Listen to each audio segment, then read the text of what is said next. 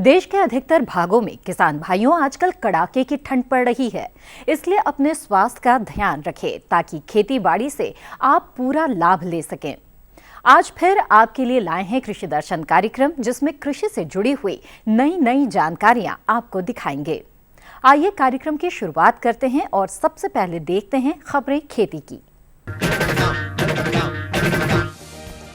संकर किस्मों ने बढ़ाई मक्के की पैदावार, जल्द होगा गन्ने की कीमतों पर फैसला। गेहूं की फसल पर है सरकार की निगरानी। कीमतें बढ़ने के साथ बढ़ी चाय बागान में मजदूरी। और कीमतों में तेजी से हुई प्याज की बुआई तेज।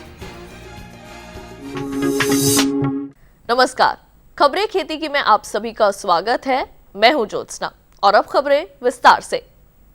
हाल के वर्षों में मक्के ने उत्पादन में वृद्धि की है और उत्पादकता के मामले में धान एवं गेहूं जैसे मुख्य अनाज को पीछे छोड़ दिया है। मक्का उत्पादन में क्रांतिकारी बदलाव में तकनीक की अहम भूमिका रही है। ये सब संकर किस्मों का ही कमाल है। पिछले कुछ वर्षों में मक्का का उत्पादन और पैदावार में आश्चर्यजनक वृद्धि देखी गई है। उत्पादकता के मामले में इसने बाकी अनाज फसलों को पीछे छोड़ दिया है। यह पहली नजर में अविश्वसनीय जरूर लगता है, लेकिन इस सच्चाई से इनकार नहीं किया जा सकता कि मक्का की खेती में बदलाव में नई तकनीक, रकबे में विस्तार और सफल प्रबंधन का महत्वपूर्ण योगदान है। जितने रकबे में मक्का की बुआई होती है, उसमें 65% हिस्से का इस्तेमाल संकर किस्में उगाने के लिए होता है। इनमें कुछ विशेष प्रकार के उत्पाद जैसे sweet corn, popcorn, baby corn और प्रोटीन अपग्रेडेड कॉर्न मेज शामिल हैं। उत्पादकों को इन उत्पादों से अच्छी कीमतें भी मिलती हैं और आर्थिक लाभ को देखते हुए आने वाले समय में देश में मक्का उत्पादन में और इजाफा हो सकता है। मक्का उत्पादन बढ़ने की एक और वजह है हाल के वर्षों में आंध्र प्रदेश, कर्नाटक, तमिलनाडु और महाराष्ट्र जैसे राज्यों में इसकी खेती को बढ़ावा मिलना। ऐसा लगता है कि अच्छी गुणवत्ता वाले बीज और कीटों से लड़ने वाली संकर किस्मों की उपलब्धता से देश में खेती के विस्तार में मदद मिली है। 2 महीने से अधिक देरी के पश्चात अब उत्तर प्रदेश में गन्ना का राज्य परामर्श मूल्य इस सप्ताह जारी हो सकता है। एसएपी किसानों को चीनी मिलों की ओर से गन्ना खरीद के लिए मिलने वाला आधार मूल्य होता है। अब किसानों के लिए उत्तर प्रदेश सरकार गन्ना का राज्य परामर्श मूल्य निर्धारित कर सकती है। 2015-16 के पेराई वर्ष के लिए गन्ना के मूल्य की घोषणा अभी नहीं हुई है। 2014-15 के लिए इसकी घोषणा 12 नवंबर 2014 को हो चुकी थी। गन्ना मूल्य को 12 जनवरी को राज्य मंत्रिमंडल की होने वाली बैठक में मंजूरी मिलने की संभावना है और इसके बाद राज्य सरकार इसकी घोषणा कर सकती है। पूरी संभावना है कि सरकार गन्ने का मूल्य 280 रुपए प्रति क्विंटल पर अपरिवर्तित रख सकती है। उत्तर भारत में जाड़े में तापमान ज्यादा होने का असर गेहूं की फसल पर नजर नहीं आ रहा है। कृषि सचिव सिराज हुसैन के अनुसार अगले कुछ दिन गेहूं की फसल के लिए खास महत्वपूर्ण हो सकते हैं। केंद्र सरकार स्थिति की नजदीक से निगरानी कर रही है। कृषि मंत्रालय के हाल के आंकड़ों के मुताबिक रबी की प्रमुख फसल गेहूं की बुआई लगातार 2 साल सूखे की स्थिति और जमीन में नमी के कारण कम रही है। लेकिन उत्तर भारत में जाड़े में तापमान ज्यादा होने का असर गेहूं की फसल पर अब तक नजर नहीं आ रहा है। मौसम विभाग की हाल की रिपोर्ट के मुताबिक ठंड अभी वापस लौटेगी। इसके अनुसार अगले कुछ दिनों गेहूं की फसल के लिए खासे महत्वपूर्ण होंगे। बहरहाल अधिकारियों का कहना है कि बुआई के रकबे से ज्यादा चिंता का विषय तापमान का बढ़ना है, क्योंकि खड़ी फसलों पर फूल आने की स्थिति में यदि तापमान बढ़ता है तो फसलों पर बुरा असर पड़ सकता है। केंद्र सरकार स्थिति की नजदीक से निगरानी कर रही है। सरकार को उम्मीद है कि मौसम विभाग के अनुसार अभी ठंड पड़ सकती है और उम्मीद की जा रही है कि अगले 2-3 दिनों में तापमान नीचे आ सकता है। सरकार के अनुसार अगर पुणे स्थित मौसम विभाग का दीर्घावधि अनुमान सही होता है और उसके मुताबिक मौसम की स्थिति सही रहती है तो यह गेहूं की फसलों के लिए बेहतर होगा। घरेलू मोर्चे पर चाय की कीमतों में स्थिरता और निर्यात में उम्मीद नजर आने के बाद भी चाय उद्योग बढ़ती लागत के प्रति चिंतित है, क्योंकि पिछले साल के मुकाबले अब चाय मजदूरों की मजदूरी 10 रुपए प्रति किलोग्राम तक बढ़ गई है। चाय की कीमतों में स्थिरता और निर्यात में तेजी से चाय उद्योग में सुधार तो है, पर उद्योग में बढ़ती लागत चिंता का विषय बनती जा रही है। पिछले साल सितंबर तक सीटीसी घुटाई, तुड़ाई, मुड़ाई की औसत नीलामी की कीमत में 300-400 रुपए प्रति किलोग्राम तक गिरावट आई थी, लेकिन बाद में इसने रफ्तार पकड़नी शुरू कर दी है और अब यह हफ्ते दर हफ्ते 10 रुपए प्रति किलोग्राम तक बढ़ती जा रही है। यही नहीं, अक्टूबर तक सीटीसी और चूरा पत्ती दोनों की कीमत 115 रुपए तक थी, जो 2 महीनों में बढ़कर 130 रुपए हो गई है। हालांकि चाय उत्पादकों ने 30 सितंबर 2015 को खत्म होने वाली तिमाही के दौरान शुद्ध लाभ में गिरावट बताई है, लेकिन सकल आय में जरूर सुधार आया है। चाय उद्योग में 48 साल का अनुभव रखने वाले रसेल इंडिया के प्रबंधक के अनुसार बिक्री के चरम सीजन के बाद कीमतों में स्थिरता आई है। इस कारण उद्योग की सकल आय पर इसका असर नहीं पड़ेगा। पिछले कुछ सालों से प्याज की खेती में अच्छा मुनाफा देखते हुए किसान इसे सोना उगलने वाली फसल मान रहे हैं। यही वजह है कि अब वे तिलहन और कपास छोड़कर प्याज को तरजीह दे रहे हैं। परिणाम स्वरूप इस बार प्याज की बुवाई का क्षेत्र और उत्पादन दोनों में नया रिकॉर्ड बनने की संभावना है। अच्छे मुनाफे को देखते हुए इस बार किसान तिलहन और कपास को छोड़कर प्याज को प्राथमिकता दे रहे हैं, जिससे इस बार प्याज के बम्पर उत्पादन की उम्मीद है। राष्ट्रीय बागवानी अनुसंधान एवं विकास प्रतिष्ठान के नए शोध से पता चलता है कि इस साल रबी सीजन की फसल का कुल रकबा 15 से 20% बढ़ा है।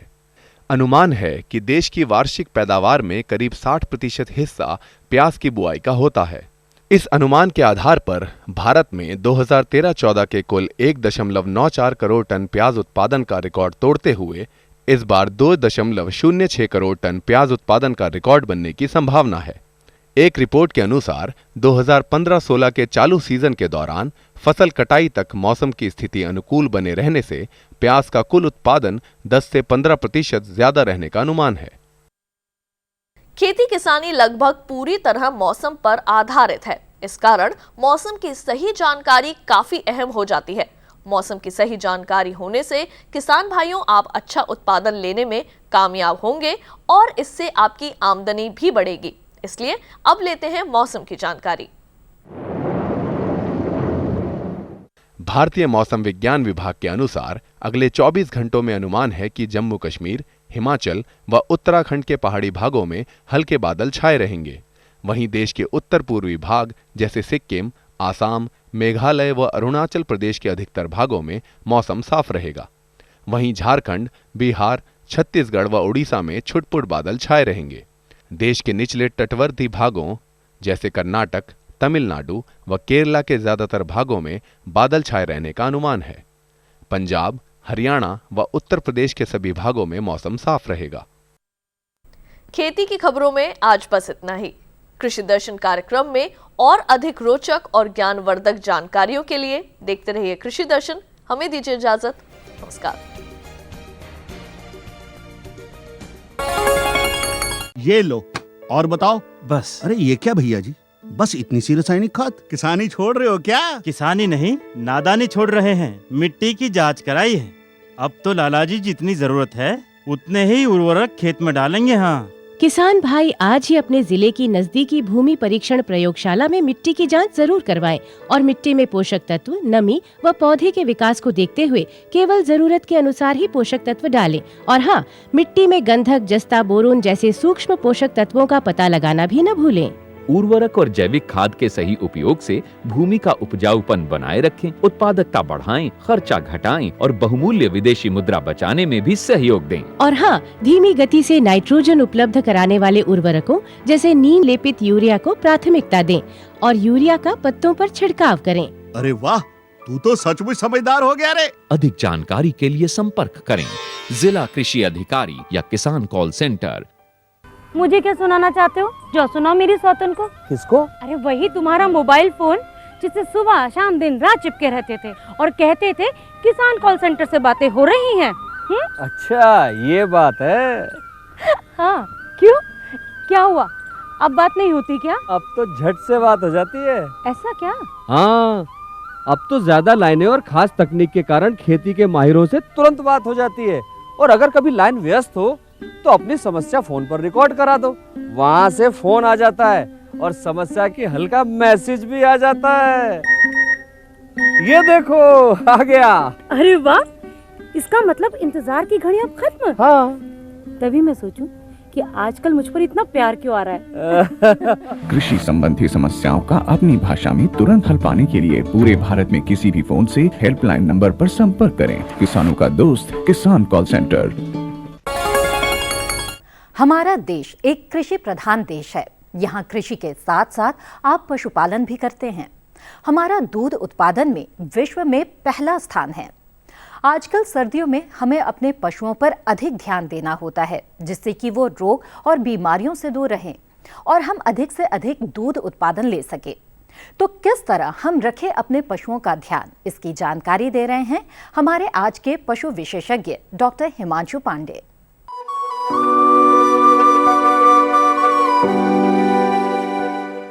किसान साथियों, देखिए मौसम बदल रहा है तो इस समय हमारे जो भी पशु हैं उनको कई तरीके की बीमारियां आ सकती हैं। तो ऐसे मैं बताना चाहूँगा कि जो इसमें मुख्य बीमारियां हैं उनमें खुरपका मुहपका रोग एक बहुत ही प्रमुख रोग है। और आप देखेंगे कि खुरपका मुहपका जो होता है वो हमारे पशु का जो उत्पादन है पूरी तरीके से प्रभावित कर सकता है। तो मैं ये चीज़ बताना चाहूँगा कि खुरपका मुहपका रोग जो होता है ये वायरस से होने वाला रोग है और इस रोग में यदि पशु को हो जाता है तो पशु को बहुत ज़्यादा तकलीफ़ होती है। तो इसके लिए यदि इस रोग से हमें बचाव करना है तो पशुओं को हम टीकाकरण अवश्य करा दें। तो ये एक अच्छा मौसम है जिसमें पशुओं को टीकाकरण कराया जा चुका है और जो पशु बचे हों उनको आप टीकाकरण करा सकते हैं। इसमें आपको जो वैक्सीन आता है FMD वैक्सीन के नाम से आता है और ये राज्य सरकारों द्वारा मुफ्त में इसका टीका लगाया जाता है। बड़े पशुओं को इसकी 5 ml की मात्रा लगाई जाती है, जो छोटे पशु होते हैं उनको 1.5 से 2 ml की मात्रा लगाई जाती है।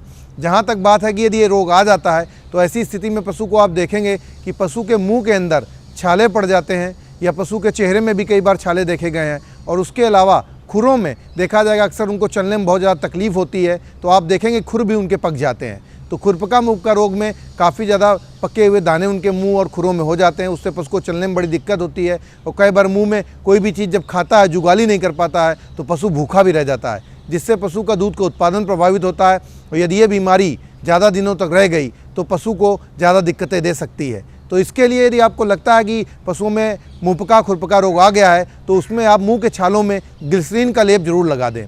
बोरोग्लिसरीन का लेप लगाने से मुंह के छाले जो हैं 1 हफ्ते से 10 दिन के अंदर ठीक हो जाते हैं।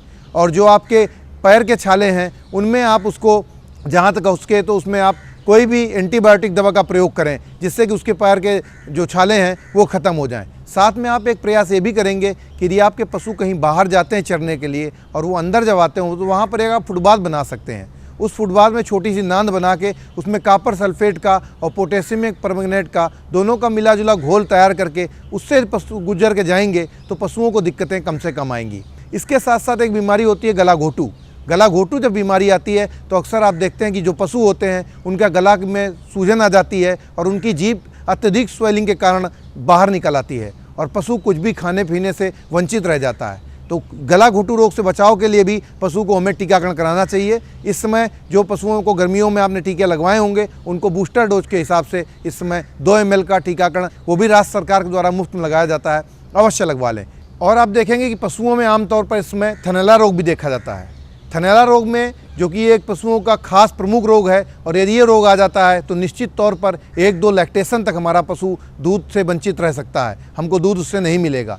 तो इस रोग से बचाव के लिए आप सबसे पहली चीज़ अपना जो भी शेड है वहाँ साफ़ सफाई का विशेष ध्यान रखें। जहाँ हमारा पशु बैठता है उस जगह पर बिल्कुल गीलापन ना आने पाए, क्योंकि यदि गीलापन आ जाता है तो निश्चित तौर पर वहीं से बैक्टीरिया, ये जीवाणु से फैलने वाली बीमारी है, जो इसका जीवाणु जनक होता है वो थन के माध्यम से गीला होने की वजह से फर्श के वहाँ से प्रवेश कर जाता है। इस रोग में मैं बताना चाहूँगा अक्सर हमारा किसान साथी इसके लक्षण आप देखना चाहेंगे तो पशुओं का जो दूध आता है उसमें कई बार खून के कतरे, कई बार हल्का सा लालपन या गुलाबीपन देखा जा सकता है और साथ में जो दूध का टेस्ट होता है, जो उसका स्वाद होता है वो भी नमकीन सा हो जाता है। तो यदि सैलाइन आपको लगता है कभी टेस्ट करने पे कि दूध का ये हो रहा है और साथ में शुरुआती लक्षणों में यदि आपको लगे कि जो थन है उसके वो कड़े हो रहे हैं, तो उसमें आप हल्का फुल्का सरसों का तेल या कोई भी दूसरा तेल यूज कर सकते हैं, जिससे कि उसके थन ढीले हो जाएं। और यदि थन कड़े ही होते जा रहे हैं और दूध की दशा देखने को मिले तो तुरंत आपको पशु चिकित्सक से संपर्क करना चाहिए।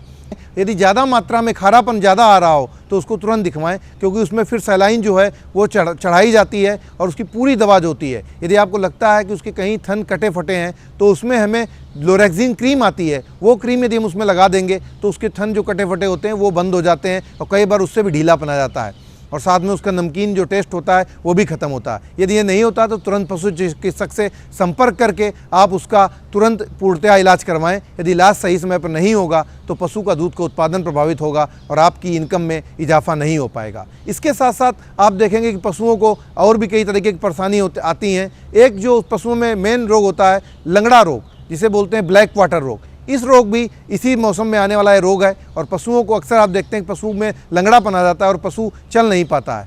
हम लोग कई तरीके से ये समझते हैं कि पशुओं को मुंहपका खुरपका की शिकायत है, पर ये लंगड़ा रोग होता है। इसमें पशुओं को तेज़ बुखार आता है और बुखार आने के साथ साथ जो पशु जहाँ से चलते हैं, पशुओं को बिल्कुल बीच से जॉइंट्स जो होते हैं वो पूरे जाम हो जाते हैं और पशु चलने से असमर्थ हो जाता है, जिससे कि कुछ दिनों में ही पशु की इसमें मृत्यु होने की भी संभावना रहती है। और यदि मृत्यु नहीं भी होती है तो पशुओं के दूध का उत्पादन बहुत तेज़ी के साथ गिरता है। इस रोग से बचाव के लिए भी आप पशुओं का टीकाकरण अवश्य करा दें।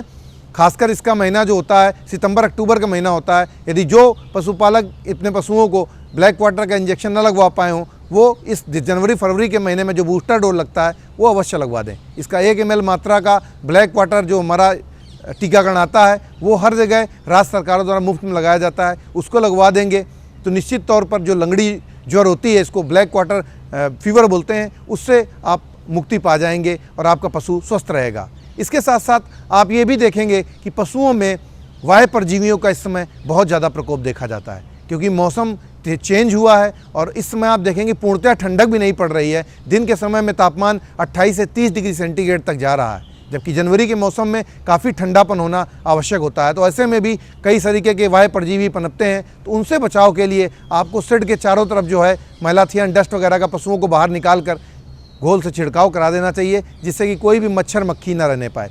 इसके अलावा यदि पशु को आपको लगता है कि उसके कहीं भी किसी पैच पर, शरीर के भाग पर आपको कोई भी वायु परजीवी लगे दिखाई दे रहे हैं तो उसका आप दवा उसमें ज़रूर, उसके लिए एक साल्ट बहुत अच्छा है, टिकोवर्म साल्ट है, उसका प्रयोग कर लें। 1 ml दवा जो है 1 लीटर पानी में घोलकर जो भी उसका प्रभावित भाग है उस जगह पर लगा देंगे। केवल थन का यदि एरिया है तो वहाँ थोड़ा ढंग से हमें दवाई का प्रयोग करना चाहिए। इसके अलावा यदि ज़्यादा मात्रा में आपको वायु परजीवी पशु के शरीर पर लगे दिख रहे हैं तो ऐसी स्थिति में पशु को आप हाईटेक का जो साल्ट आता है उसका इंजेक्शन, यदि बड़ा पशु है भैंस वगैरह तो 7 ml का डोज एक इंजेक्शन लगवा देना चाहिए, और गाय वगैरह है या छोटा कटिया है तो उसके लिए 2 से 2.5 ml का हमें इंजेक्शन लगा देना चाहिए, जिससे कि पशुओं को वायु परजीवी से मुक्ति मिल जाएगी।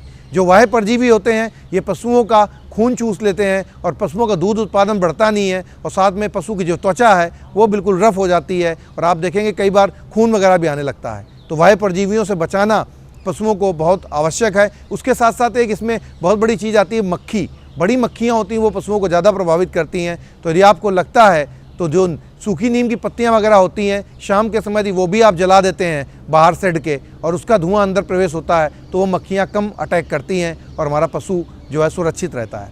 इसके अलावा पशु को जो है अंतः परजीवी बहुत ज़्यादा परेशान करते हैं, तो पशुओं को हर 6 महीने पर जो है कीड़े मारने की गोली अवश्य देनी चाहिए, डिवार्मिंग करानी चाहिए।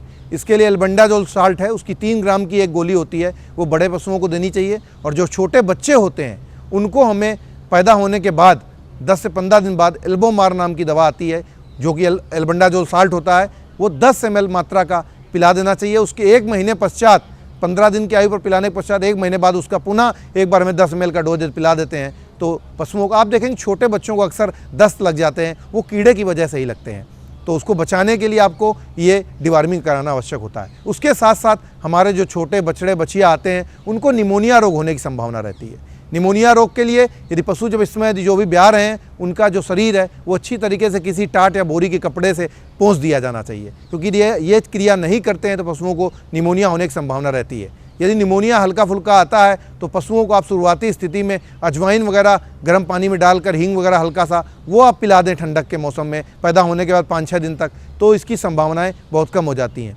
और पशुओं को इससे बचाव के लिए निमोनिया का भी नया टीका आया हुआ है, वो आप पशुओं को 2 महीने की उम्र होने पर लगवा देंगे।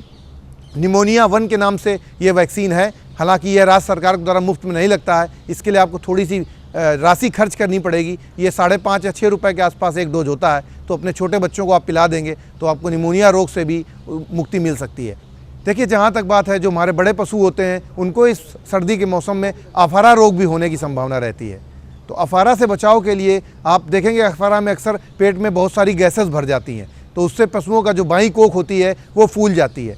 जब फूल जाती है तो पशुओं को सांस लेने में भी दिक्कत होती है। अफारा रोग से बचाव के लिए, अफारा रोग के मैं पहले बताऊँ आपको जो कारण है, उसमें एक तो ज़्यादा मात्रा में हरा चारा खा लेना या कोई भी दलिया वगैरह रखी हुई है। कई बार हमारा किसान भाई समझ नहीं पाते और दलिया वगैरह खुली छोड़ देते हैं, तो पशु रात के समय में ज़्यादा मात्रा में दलिया खा लेते हैं, तो उससे भी उनका पेट ज़्यादा फूल जाता है। या हरा चारा ज़्यादा मात्रा में ले लिया तो उससे भी उनका पेट फूल जाता है। तो इससे बचाने के लिए शुरुआती स्थिति में यदि पशु को चारे वगैरह की वजह से अफरा आया है तो आप जो गर्म पानी होता है गुनगुने पानी में अजवाइन डाल के और 1 लीटर पानी में थोड़ी अजवाइन डालकर उन्हें आप पिला देंगे तो उनका अफरा दूर हो सकता है। उसके साथ साथ यदि आपको लगता है थोड़ा सा अफरा का अटैक ज़्यादा है तो वैसी स्थिति में 50 ml तारपीन का तेल और 250 ml सरसों का तेल आपके घर में उपलब्ध है, तो दोनों को मिलाकर पिला दीजिए, उससे अफारा खत्म होने की संभावना रहती है। यदि अफारा दलिया खाने की वजह से आया हुआ है तो फिर ब्लाटोसिल एक साल्ट होता है जिसकी 200 ml मात्रा आप पिलाएंगे तो पशुओं का अफारा पूर्णतः खत्म हो जाता है।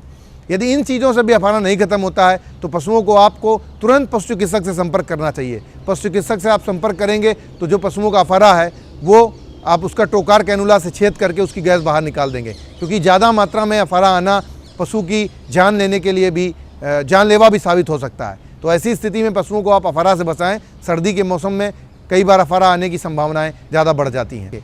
ये जो मैंने आपको कुछ प्रमुख रोग बताए, इनके बारे में यदि आप ध्यान रखेंगे और आपने पूरी जो मैंने आपको चीज़ें बताई, आप टीकाकरण कराएंगे, डिवार्मिंग कराएंगे और छोटे बच्चों का ढंग से ख्याल रखेंगे तो आप अपने जो पशुधन को स्वस्थ रख सकेंगे और अपनी आमदनी बढ़ा सकेंगे।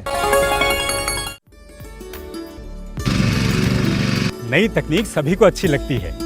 मैंने भी अपने खेत की तैयारी, बुआई, जुताई, गहाई वगैरह के लिए छोटी मशीनें अपनी जरूरत के हिसाब से खरीदी। मैंने अपने खेतों में मशीन का प्रयोग किया तो काम जल्दी और आसान हो गया। खेती में मशीनों के इस्तेमाल के बाद मुझे मिली भरपूर पैदावार और ज्यादा मुनाफा। छोटी मशीनें तो हमारी अपनी अपनी हैं, लेकिन बड़ी मशीनें हमने समूह बनाकर खरीदी। किसान भाइयों और बहनों, आप भी उन्नत मशीनों और उपकरणों की खरीद पर वित्तीय सहायता का लाभ उठाएं, अपनी आमदनी बढ़ाएं और खुशहाली पाएं।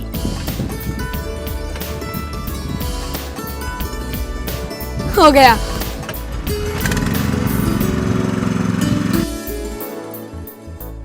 मैंने सोच लिया है, मैं तुझे कृषि का इंजीनियर ही बनाऊंगा। नई मशीनें, नए उपकरण आए आपके द्वार, ले लो इनसे अब खूब खुशी और पैदावार। किसानों के हित में बड़ा कदम, प्रधानमंत्री कृषि सिंचाई योजना। हर खेत को पानी, प्रति बूंद अधिक उपज। सिंचाई के सही तरीकों और जल संरक्षण की नई तकनीकों के साथ बढ़ेगा जमीन का जल स्तर। जिला स्तर पर होंगी सिंचाई योजनाएं, असिंचित क्षेत्रों तक पानी पहुंचाकर बढ़ेगा उत्पादन। भारत सरकार की विशाल योजना प्रधानमंत्री कृषि सिंचाई योजना। आपको हमारा कार्यक्रम कृषि दर्शन कैसा लगा? अपने सुझाव, प्रतिक्रियाएं एवं सवाल हमें इस पते पर भेजें। कृषि दर्शन, कमरा नंबर 10, CPC दूरदर्शन, खेलगांव, नई दिल्ली 110049। जुड़िए हमारे साथ ट्विटर पर twitter.com/कृषिदर्शन-DD, फेसबुक पर facebook.com/कृषिदर्शन-DD और देखिए कृषि दर्शन अब YouTube पर भी youtube.com/user/कृषिदर्शन-DD। भेजे हमें मेल कृषिदर्शन-DD@gmail.com पर। किसान भाइयों बहनों, ये था आज का कार्यक्रम। उम्मीद है कि आपको पसंद आया होगा। अगर आपके मन में कोई जिज्ञासा या प्रतिक्रिया है तो अपने पत्रों और ईमेल के माध्यम से लिखें। हमें आपके पत्रों और ईमेल का इंतजार रहता है। अब समय है आपसे विदा लेने का। फिर होगी मुलाकात बेहतर दिन के साथ। नमस्कार।